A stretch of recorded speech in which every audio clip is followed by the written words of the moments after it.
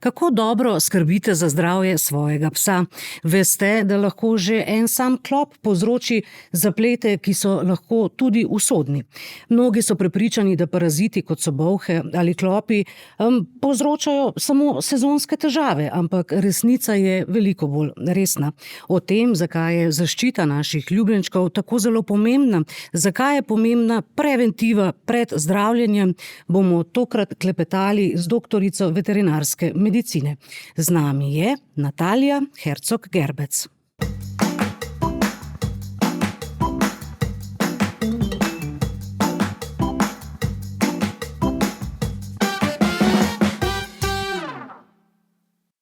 Lepo pozdravljeni. Lepo pozdravljeni.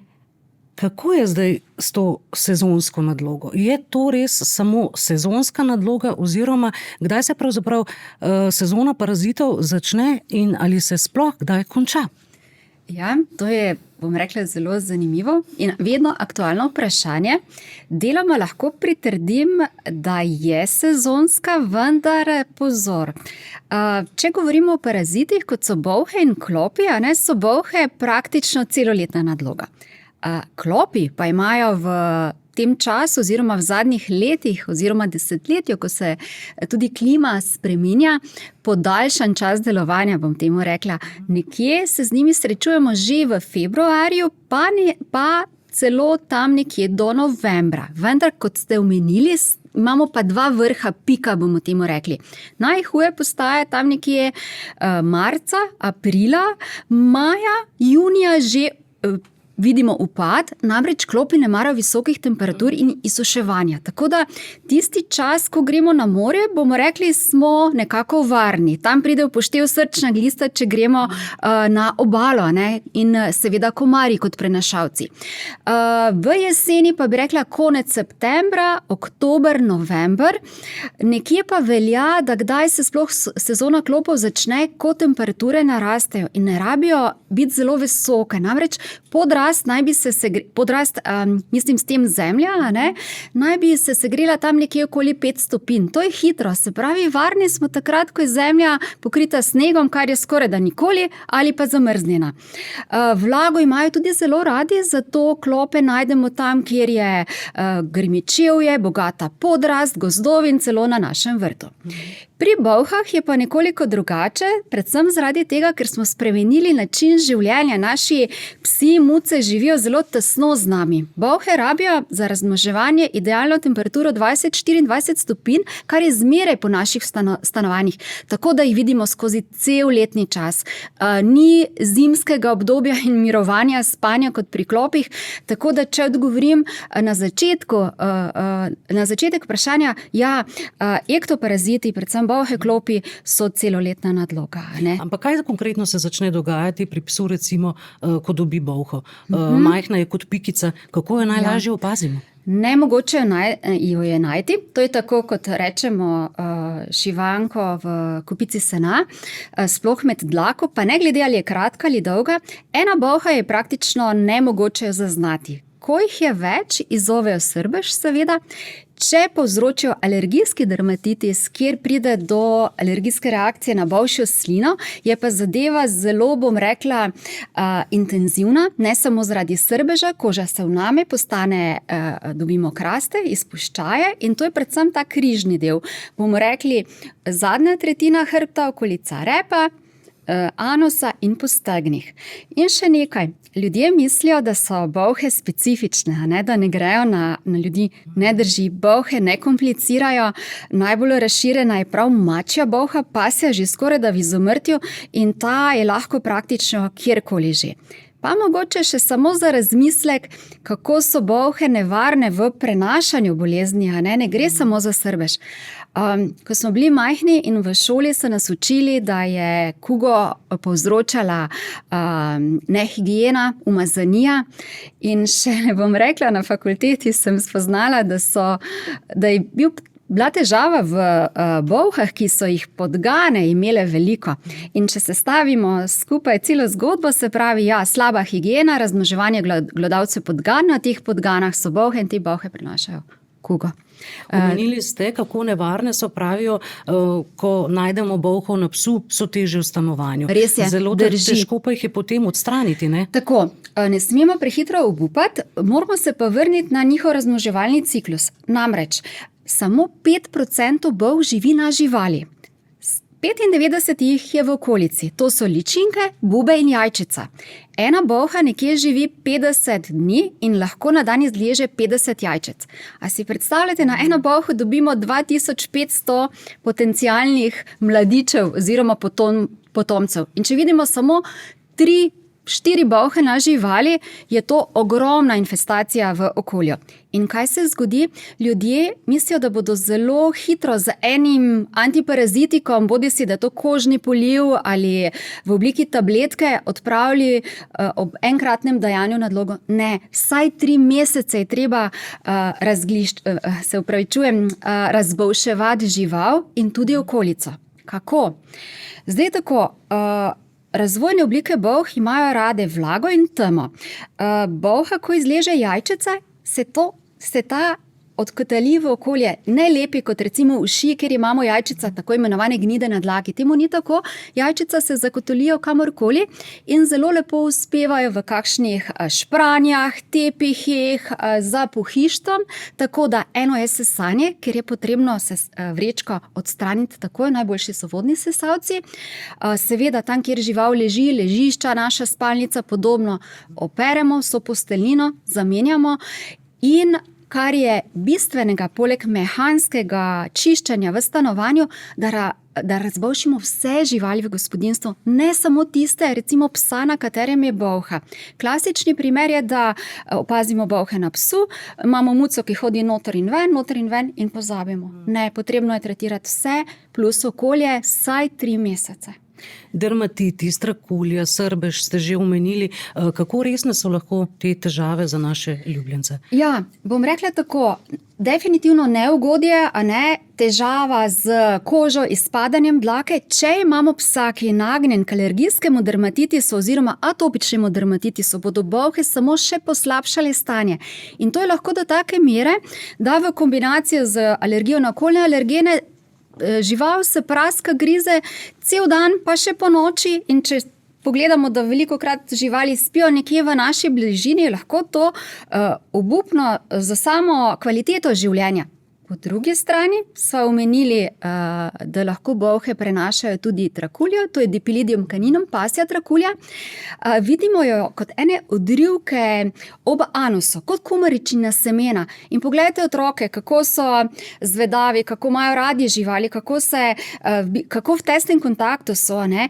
Tu je ena nevarnost, ker si ne umijejo takoj rokic. Druga zadeva, ki jo pa bolhe prenašajo, pa je mogoče manj znana, je bolezen mačje praske. Reče se cat scratch disease po angleško, jaz sem to poslovenila malo. Zakaj gre? Bolhe seveda so na mački, njihovi iztrebki so kot ene črne pikice. To vam bom še kasneje mogoče kot namig razložila, kako lahko potrdimo, da so bolhe na živali, tudi če jih ne najdemo. Te črne pikice so bolšji iztrebki, prebavljena kri, in v njih je ena bakterija, Bartonella henzele, ki, ko se muca praska, dobi te iztrebke za krempeljce in v interakciji z nami, z igro, lahko praska človeka, žival. Jaz bom pokazala, tu imam eno delovno poškodbo.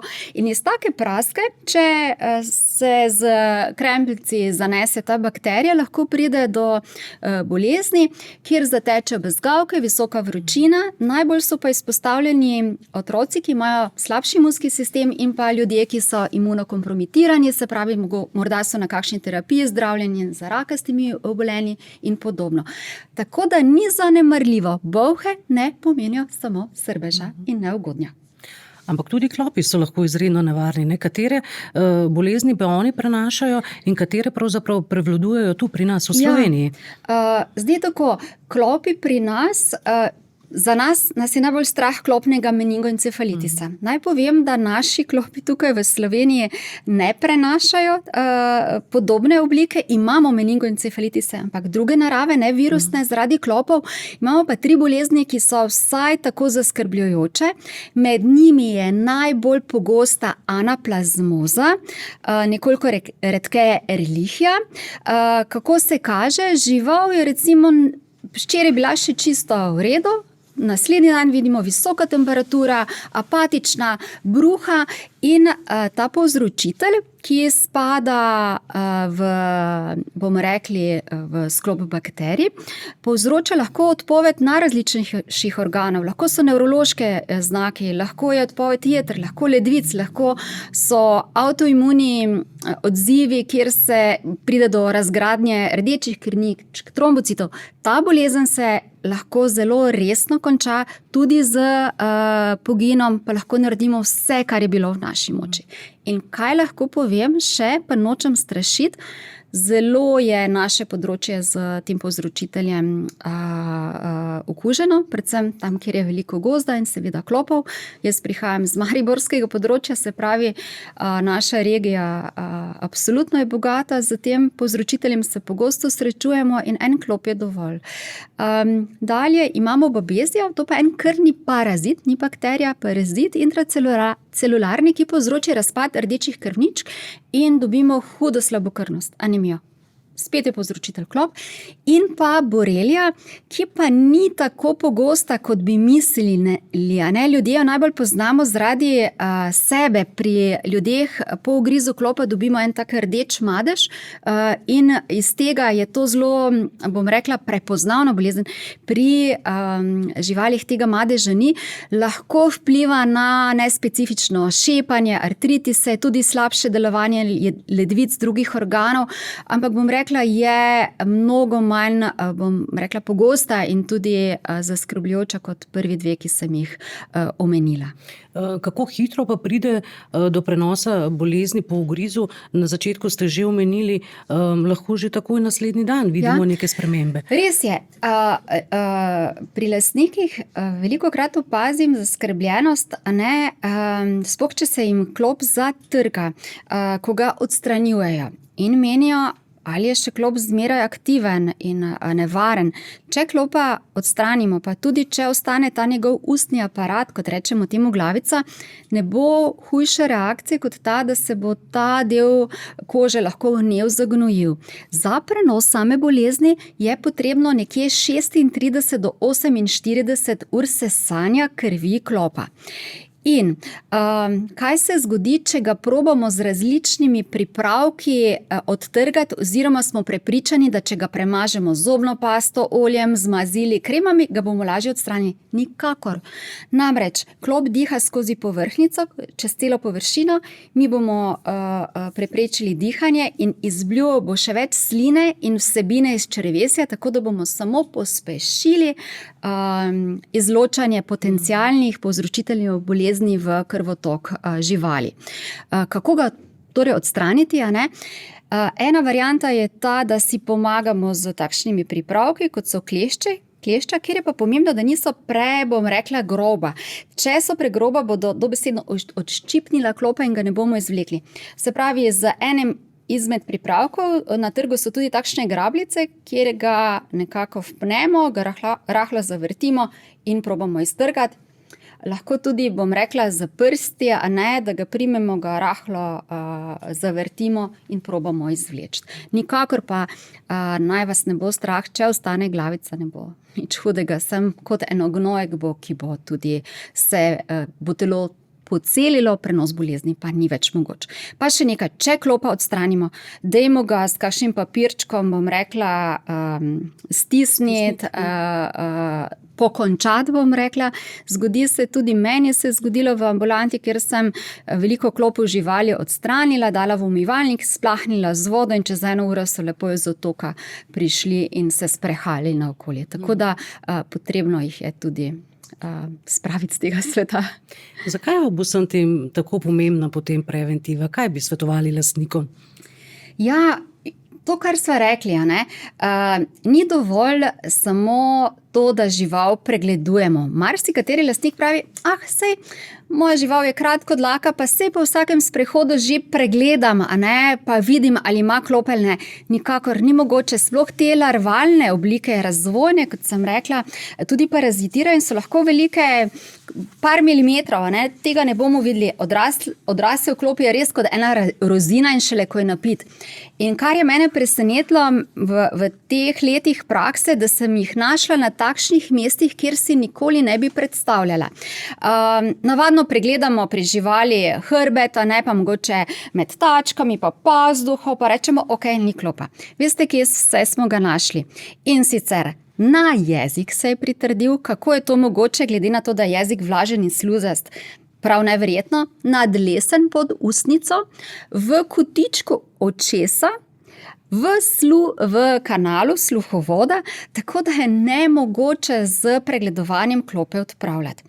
Kot sva rekli, eden okužen je dovolj, ne gre za to desetine in seveda je preventiva tista, ki je na prvem mestu. Pa še nekaj, z tem, ko zaščitimo žival, tudi sebe. Jaz priznam, jaz imam psa, ki spi zraven nas v spalnici. Marsikdo ima tudi pse kot hišne ljubljenčke, ki spijo z njim na postelji. Z otroci. In poglejte, pridemo s prehoda, klop je nekje v kožuščku. Kako lahko rečemo, da ne bo tudi se znašel v naši postelji in prišel na nas. Enako je z bolhami.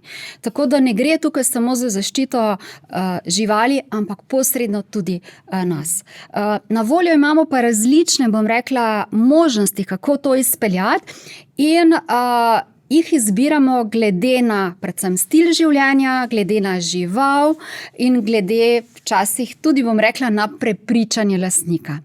Odsvetujem pa naravne pripravke, niso škodljivi, so pa premalo učinkoviti. Imajo tako imenovan odganjalni učinek, velikokrat so na eteričnih oljih, citroneli in bodo, bom rekla temu, nekoliko odgnali parazite. To je tako, kot smo na morju, pa prižigamo tiste svečke, ampak komarji še kar pridejo, pa nas sekajo okolje. Tako da, pripravki, ki so registrirani, ki so potrjeni, z njimi ne šparamo, ne zdaj v tem obdobju in času. Obstajajo ampule, ovratnice, tudi tablete, ki jih dajemo na nekaj tednov. Opažate, da je kaj bolj priljubljeno? Recimo, tablet je enostavna zadeva, s katero praktično nimaš veliko stika. Kako blizu je to lastnikom, recimo? Res je. Moram reči, tablete so že več kot 10 let na tržišču, elegantna, varna rešitev. Predvsem bi rekla, imajo mesto za družine, tam, kjer so otroci, kjer ne želimo tega direktnega kontakta z antiparazitiki. Jaz sem drugače tudi dermatologinja in veliko živali potrebuje terapijo kopanja, da umirimo kožne težave. Če dajemo spoton, recimo ampule, se z kopanji, ki so pogosta na 2-3 dni, ta ampula spira. Pa še nekaj, tablete imajo ne samo proti klopom in pa bolham učinek, odpravljajo tudi demodikozo, tudi garjavost, ki jo včasih težko dokažemo, celo mi veterinarji, in je zdravljenje ali pa potrditev diagnoze čisto, bom rekla, terapevtska. In pa v tableti lahko združimo preventivo pred bolhami in klopi in tudi notranjimi zajedavci. Tako da bi rekla tako, za tiste lastnike, ki živijo zelo, bom rekla, tesen kontakt z svojim hišnim ljubljenčkem, kjer so otroci ali pa kjer so starejši ljudje, ki so, bom rekla, imunsko bolj kompromitirani, ne želimo tega direktnega kontakta. Ljudje so prepričani glede ovratnic, bi rada povedala. To je, se mi zdi, eden izmed možnih načinov preveniranja, ki je, bom rekla, en izmed najstarejših, še kot otrok se spomnim tistih smrdečih ovratnic, zdaj je razlika, da ne smrdijo, vendar, poglejte, če nosite zadevo 8 mesecev delujočo okoli vratu, je koncentracija tega antiparazitika zelo velika, da je učinkovit 8 mesecev. In celo priporoča se, da živali, ki spijo z lastnikom v postelji, ne nosijo ovratnic. Ljudje naredijo to, da dajo zvečer dol ovratnico, pa zjutraj spet gor. En problem je, da smo skozi v stiku z tem, drug pa je, da če ne nosimo direktno na kožo, tesno pripeto, ovratnica ne bo učinkovita. Psi, ki se kopajo, odpade zaradi tega, ker se antiparazitik izloča v vodo in vpliva na ribe, pride do pogina rib. Tako da ovratnice bi rekla spet za en segment živali, kot so lovski psi, psi, ki živijo v boksih, ki so, upam, da ne več na verigah, ampak imajo varen izpust, morda. Tretja varianta je pa spot-on, kožni poliv ali ampule, a ne? Ki pa tudi pridejo v poštev, seveda. Kar je dobro, je to, da ta učinkovina hitro izhlapi in se razporedi po koži, dajo se za vrat. Pomembno pa je, da psa takoj ne kopamo, oziroma da ga predtem nismo skopali, vsaj nekako svetujemo 2 dni prej, pa 2 dni kasneje. Ne. Tako da, če zaključim, bi rekla, tiste živali, ki dobro prenašajo tablete, kjer so lastniki zadovoljni in živijo tak način življenja, kot smo ga opisali, so eleganten, varen in zelo, bom rekla, enostaven način preveniranja. Je zaščita enako pomembna za reciva pse, ki živijo na vasi, češ morda kdo razmišlja, saj v mestu pa ni klopov. Kako je s tem? Ja, ne, to ne drži. Ne. Sami vemo, da v bistvu, tudi če živimo v mestu, je zelenja veliko okoli, so parki, so sprehajalne poti in podobno. Celo na naš lastni vrt pridejo klopi. Mogoče je razlika samo v tem, da mogoče na vasi ni tako tesnega kontakta, da vsi psi ravno ne spijo pri nas v spalnici, ne? Pa je tukaj ta bistvena razlika. Drugače, glede na to, da bi pa rekli, v mestih je pa manj, ja, mogoče tukaj v centru Ljubljane, kjer je veliko, bomo rekli, tudi asfalta, betona ali kakorkoli že, nimajo klopi toliko šans. Gremo pa v Tivoli ali pa na Rožnik, pa smo že tam, tako da tukaj ni velikih razlik, ne? Za vse velja enako.